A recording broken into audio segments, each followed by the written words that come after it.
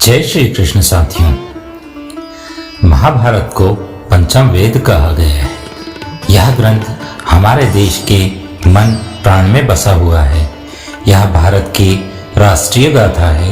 इस ग्रंथ में तत्कालीन भारत आर्यवर्त का समग्र इतिहास वर्णित है। अपने आदर्श स्त्री पुरुषों के चरित्रों से हमारे देश के जनजीवन को यह प्रभावित करता रहा है। इसमें सैकड़ों पात्रों, स्थानों, घटनाओं एवं विचित्रताओं व विडंबनाओं का वर्णन है। आज हम जानेंगे कि बलराम, जो कि श्री कृष्ण के बड़े भ्राता थे, वे पांडवों से इतने नाराज क्यों रहते थे।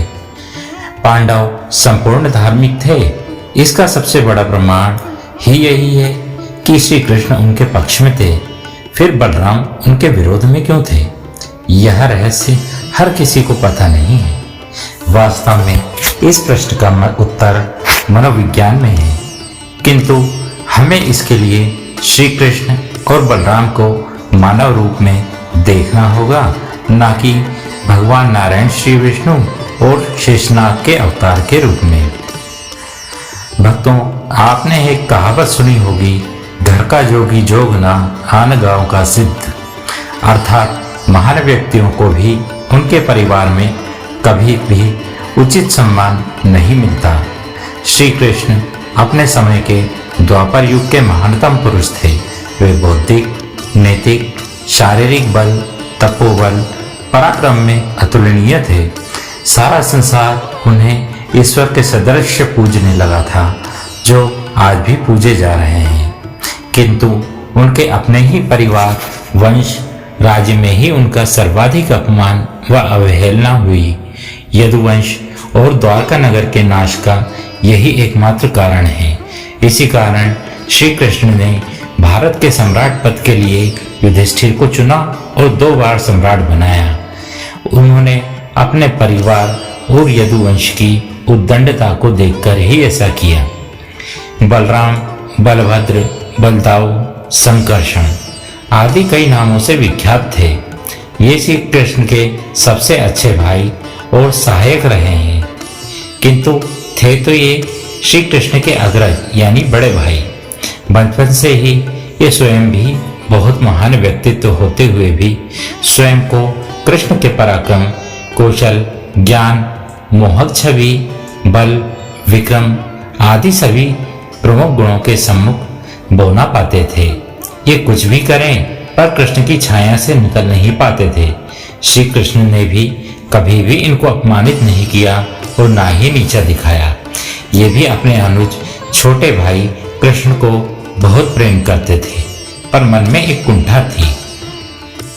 पांडवों से बलराम कदाचित सुभद्रा हरण के कारण अप्रसन्न हो गए थे। बलराम सुभद्रा का विवाह दुर्योधन से करना चाहते थे, लेकिन कृष्ण अर्जुन के पक्ष में थे और चाहते थे कि सुभद्रा का विवाह अर्जुन के संग हो, और सुभद्रा भी अर्जुन से ही प्रेम करती थी। सो कृष्ण के परामर्श से ही अर्जुन ने सुभद्रा हरण किया और रथ भी सुभद्रा ने ही हाँका। बलराम ने क्रुद्ध होकर अर्जुन को मार्ग में ही पराजित कर सुभद्रा हरण के विफल करने का निश्चय किया, किंतु चतुर कृष्ण ने उन्हें तर्क करके समझाकर शांत कर दिया। परंतु इस घटना ने बलराम के मन में दुर्योधन के प्रति एक सहानुभूति उत्पन्न कर दी और पांडवों व कृष्ण के प्रति एक प्रकार की अप्रसन्नता मन में भर दी।